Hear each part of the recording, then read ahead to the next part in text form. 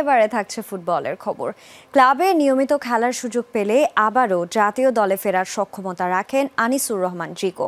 তার উপস্থিতি একটি ভালো প্রতিযোগিতা তৈরি করবে বলে মত জাতীয় দলের সাবেক অধিনায়ক ও গোলরক্ষক আশরাফুল রানার। নিজের পারফরম্যান্স দিয়ে আবারও হারানো আত্মবিশ্বাস ফিরে পাওয়ার যোগ্যতা জিকোর আছে বলে জানিয়েছেন তিনি। দীর্ঘ প্রতীক্ষার অবসান ঘটিয়ে আবারও মাঠে নামলেন আনিসুর রহমান জিকো। গোল পোস্টের নিচে অতন্দ্র প্রহরী হয়ে আরও একবার সুযোগ এলো নিজেকে প্রমাণের। এফসি চ্যালেঞ্জ লিগে উল্টো কুয়েট এসসির বিপক্ষে শুরুর মিনিটে গোল হজম করে স্তব্ধ বাংলার বাজ পাখি। কিংসও ম্যাচটা হেরেছে 2-0 গোলে। লম্বা সময়ের পর শুরুর একাদশে নেমে আত্মবিশ্বাসের ঘাটতি লক্ষণীয় ছিল জিকোর। ডিফেন্স থেকে অবশ্য পাননি তেমন কোনো সহায়তা। তবে নিয়মিত গেম টাইম পেলে এই গোলরক্ষক আবারও নিজেকে প্রমাণ করবে বলে মত জাতীয় দলের সাবেক অধিনায়ক ও গোলরক্ষক আশরাফুল রানার। ম্যাচ ফিটনেসটা এখন খুব গুরুত্বপূর্ণ, যে যত বেশি ম্যাচ খেলতে পারবে তত বেশি আসলে ওর যে পারফরমেন্স করার কথা, যে পারফরমেন্সটা আমরা আসলে এক্সপেক্ট করি সেই পারফরমেন্সটা হয়তোবা করতে পারবে। এবং আমার কাছে মনে হয় যদি ক্লাব লেভেলে এই পারফরমেন্সগুলো করে তো ওর জন্য আসলে সবসময় তো আসলে ন্যাশনাল টিম আমরা মিস করি। লাল সবুজের ডেরায় হামজা শ্রমিকরা যোগ দেওয়ার পর থেকেই নতুন জোয়ার আসে দেশের ফুটবলে। তবে পাইপলাইনে ভালো মানের গোলরক্ষক নিয়ে কথা উঠলেও তা মানতে নারাজ রানা।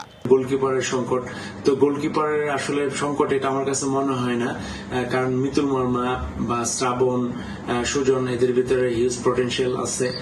তাছাড়া এখানে জিকো আছে। আমার কাছে আমার বিশ্বাস জিকো এখানে বসুন্ধরা ক্লাবে অ্যাভেলেবেল ম্যাচ খেলার সুযোগ পাবে এবং ওইখান থেকে খেলে ন্যাশনাল টিমে আসবে।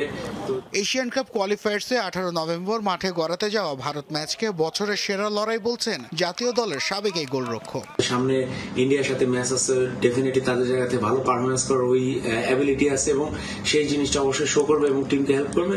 এবং সর্বোপরি আমরা অবশ্যই ইন্ডিয়ার সাথে বাংলাদেশের ম্যাচটা জিততে চাই। 2020 সালে অভিষেকের পর থেকেই নিজের পারফরমেন্স দিয়ে সবসময় আলোচনায় থেকেছেন আনিসুর রহমান জিকো। বিশ্বকাপ বাছাইয়ে কাতারের বিপক্ষে তার অনবদ্য পারফরমেন্স কিংবা সবশেষ সাফে দক্ষিণ এশিয়ার সেরা গোলরক্ষক নির্বাচিত হওয়া তার প্রাপ্তির খাতাকে করেছে দীর্ঘ।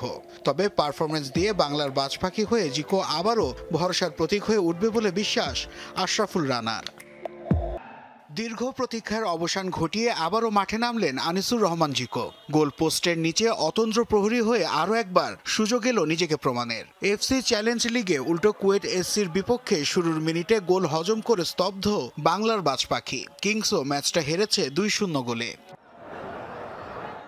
লম্বা সময়ের পর শুরুর একাদশে নেমে আত্মবিশ্বাসের ঘাটতি লক্ষণীয় ছিল জিকোর। ডিফেন্স থেকে অবশ্য পাননি তেমন কোনো সহায়তা। তবে নিয়মিত গেম টাইম পেলে এই গোলরক্ষক আবারও নিজেকে প্রমাণ করবে বলে মত জাতীয় দলের সাবেক অধিনায়ক ও গোলরক্ষক আশরাফুল রানার। ম্যাচ ফিটনেসটা এখন খুব গুরুত্বপূর্ণ,